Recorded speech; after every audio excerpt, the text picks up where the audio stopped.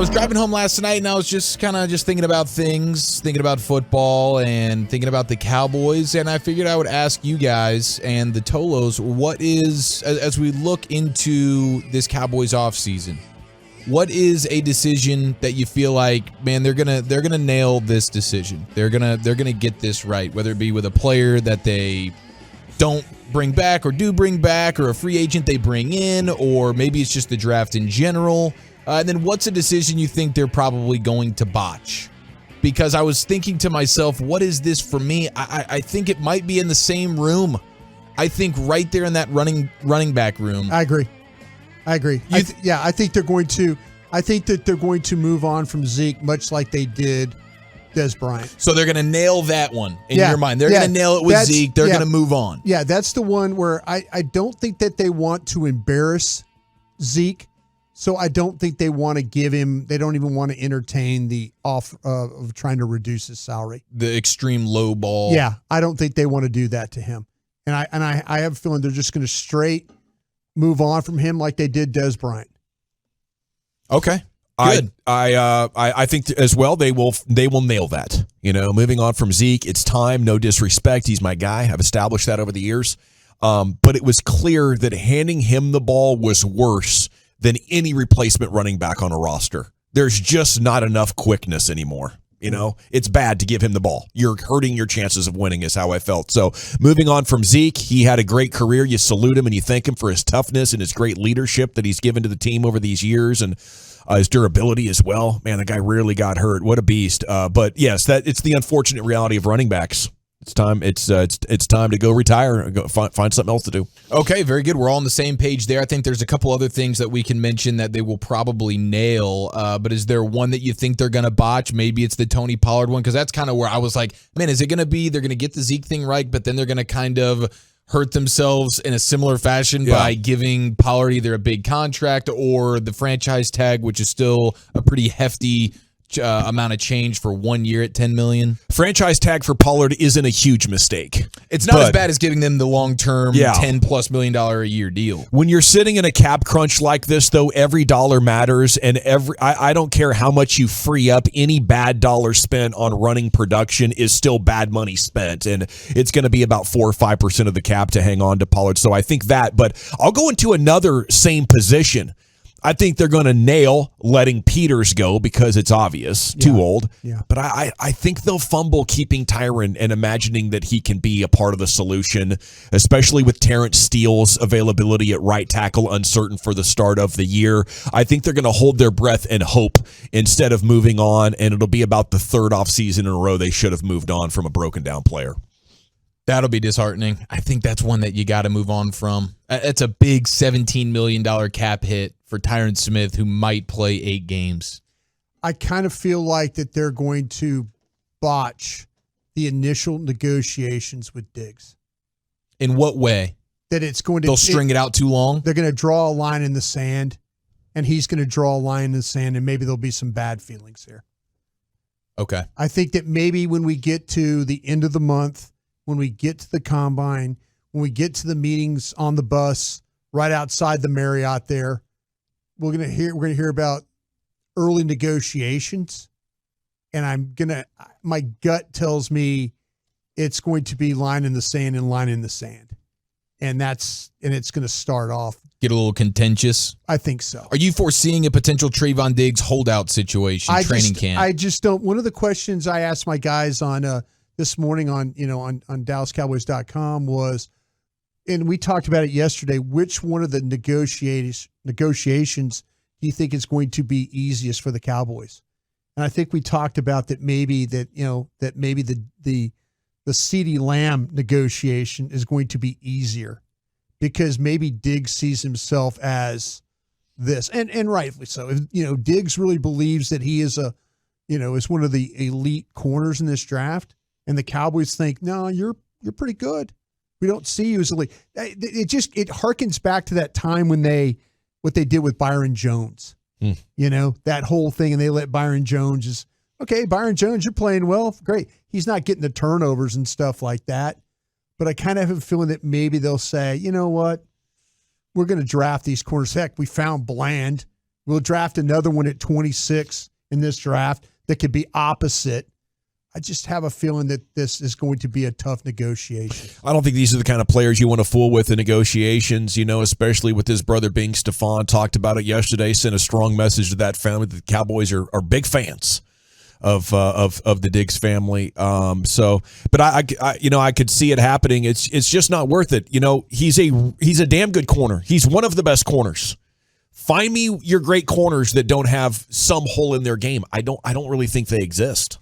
I don't think we're at a time where there's a Deion Sanders or a Darrelle Revis out there. Everybody's got some kind of issue, and Diggs more than makes up for his. I would just ask him, we're going to pay you. Can you try to really tackle now? Now that you have secured generational wealth, it's football. There's got to be some tackling and hope for the best on that. Hope to coach him up, maybe get him on a program. See, I think that's going to be the problem. I think they're going to ask him to do something like, what do you mean? I intercept passes. I do this. Well, we need you to become more of a complete player. Yeah. We think you're really good, and you could be even better if you just give us a little bit more, on the physicality side. And I'm a fan of not paying your own guys just because you got them, but I think Diggs is close enough to the best corners in the game.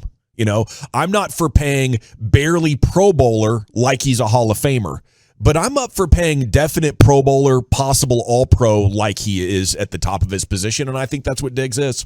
All right, 877-881-1053, the Cowboy decision you think they're going to nail this offseason, the one you think they're going to botch. You have the 940 saying the wide receiver group will be fixed. They will nail that, but the running back room will be botched. And there is a very real possibility of that. Hopefully they get the wide receiver room. I think they botch it with the wide receivers if they just think they can get the year-over-year improvement from Gallup and Tolbert and feel like we're cool. And they wait till round 4 to bring in a receiver, and then they do some type of James Washington vet guy that comes in that's more than likely not going to work out. I think wide receiver needs to be addressed in a pretty substantial way, at least in the first 3 rounds and ideally in the first 2. Their way of fixing the wide receiver room might be sign Odell Beckham. Interesting note on that. And the other team that was in on OBJ, obviously, the Bills, they just brought in Adam Henry. Yeah. Wide receivers coach, was with the Cowboys, was in New York with OBJ, or at LSU with OBJ. Right. There's that tie there, and now he is going to Buffalo. That happened in the last couple of hours, and so people are already connecting maybe OBJ ends up in Buffalo, which was one of the top 3 or 4 teams that he was considering anyways. Well, I tell you what, if they're going to have $25 million in space and give 15 of it to OBJ and 10 of it to Pollard, I will not even consider being optimistic about this upcoming season. That'd be a massive disappointment to end up with a player like that. Just go get Stephon Diggs or DeAndre Hopkins if you want to spend $25 million to make your offense better. Not a running back and a broken wide receiver. You kidding me? Yeah. This guy is amongst the most injured player. You'd be looking at the Rangers over there with DeGrom saying, "Yep, we got one too." Yeah, I just feel like that their answer for fixing the wide receiver room is going to continue to pursue Beckham. That's kind of my gut. Well, I think that would be a fail. I think they'll nail the tight end room, though. I think they're going to let Schultz go and believe in Ferguson and Hendershot pretty good. Maybe draft another guy to add on to it, which I wouldn't be opposed to. Yeah, that's a great one. I think they will nail that as well. In a worst-case scenario, they just stand pat with Ferguson, that duo. They let Schultz go, and that in and of itself is good. Maybe they lean into it even more and draft in the first few rounds one of these stud tight ends that's going to be available. All those options are cool to me, but moving on from Dalton Schultz, I think they will do, and absolutely that's the right move there. Now, a lot of people are saying that they're going to botch the Bijan Robinson move by not selecting him, if him being there. There's a lot of Texas fans that want, the combo platter of Cowboy and Longhorn fan is on a dead balls mission right now for Robinson to be repping the star. Please, folks, I hope you're looking at your own stuff there, because I don't want to be this guy, because I know I came on earlier talking about he's one of the best players in the draft, regardless of the position. That's just my feeling. But, please go out and look at the guy yourself. Don't just say, oh, well, Broadus think. No, don't do that. Because I looked at this guy. This guy is a tremendous football player. So I'm hoping I'm not influencing anybody. Go look at the guy yourself. You are a Cowboys influencer, Brian. No, but it happens. Can't help it. But there's people that talk about during the draft that the whole thing with a Joey Bosa and stuff like that. And I'm like, oh, I don't like Bosa. I don't like this, that, and the other. No, you can go do your own work. I'm just saying what I'm saying about the player. And if he doesn't get taken and they take another position, there are plenty of other good players in this draft. Yeah. So but don't be influenced by me, please. The most fun way to do the draft, I know the best way is what you and Zach and all the guys have done over the years, and Dane and David Hillman, I guess, and salute to everybody involved in that. The most fun way to do the draft is when you have a superstar inside your borders. In college, and you just want the home pro team to take him, and you cheer for that. That's the most fun you're going to have around the draft, I think, as a fan. I'd love the player to be here, but there are several other players that just can help you just as much as other positions. Okay, Pro Football Focus gave one potential cut for every single team across the league, and for the Cowboys, they went with Neville Gallimore. And that could make some sense because you're only going to have $250,000 of dead money, and you're going to save almost $3 million. And he was bad last year. I mean, from a Pro Football Focus standpoint, they had him as the 5th worst interior defender, and just a terrible grade in every aspect, really. So he is a guy that they think, okay, bye-bye Neville Gallimore. And you saw at the end of the year, Gallimore not even being active, Bohanna not being active. So I think there could be a revamp, and I wonder if they finally snap into, we need to get something serious in here. We can't go patchwork style, and let's go get Daron Payne in free agency if he's able to leave Washington. That would be tremendous. That really, really would be. But the thing with Neville Gallimore, you saw that very, very early in training camp. You saw it. You were wondering why Neville Gallimore was playing in preseason games as a veteran into the fourth quarter in some of those games. That's right there. Like, you're not in good enough shape. You're not doing what we want you to do. We need, you're trying to send a little bit of a message. And I agree with that. They're going to move on from him. Very talented guy, and the Cowboys gave him every opportunity in the world to take this job. They have. Yeah. You can only blame himself, I think. Man, Daron Payne would be huge. I'm not banking on it in any way, but that would be. It is interesting that you have guys like Micah and you have guys like Trevon Diggs alluding to the fact that you need to have more talent. You need to be bringing in more talent. I wonder how the front office hears that when Diggs and Parsons, two young All you have to do is watch the tape of when you played Payne.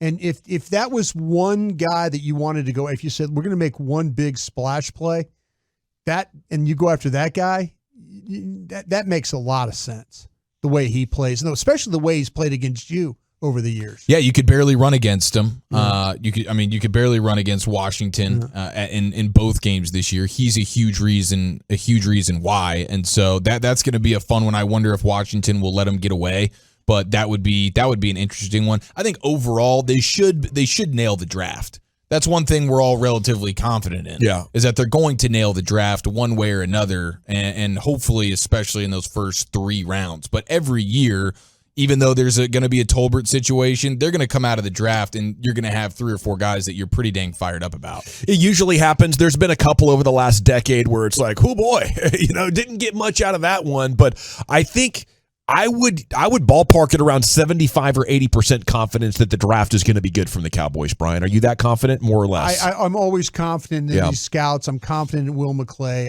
Especially they're good. Yeah, especially when they're down there in the end of the board. I mean, I know with the Taco Charlton and all that, they've kind of proven that if they get down there at the bottom of the board and let the board come to them, they're going to grab a pretty good player. As long as they don't try to force something like they forced Taco. They did force Taco. They forced Tristan Hill. They needed a 3 technique. They sure did.